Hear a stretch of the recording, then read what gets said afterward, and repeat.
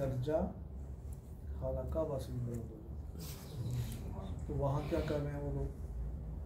फिर ये आपको और बताता हूँ, ये देखिए ये हतीम है, ये खाना काबा का हिस्सा है, इसके अंदर 2 नफल पढ़ने का सब उतना ही है जितना खाना काबा के अंदर, ठीक है।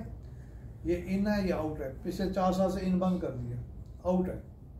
और ये आउट कितना रास्ता है, शायद 6 फुट या 5-7 फुट, ठीक है।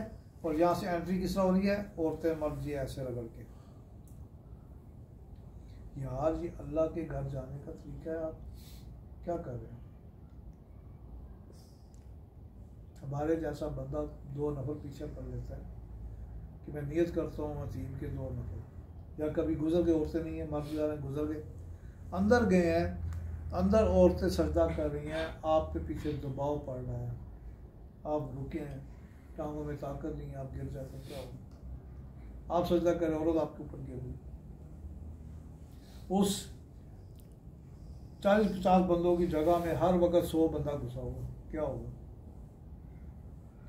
आप सजदे में हैं, आपको लोगों के पाँव लग रहे हैं, आपके ऊपर को गिर जाता है, मुझे नहीं समझ आ रहा।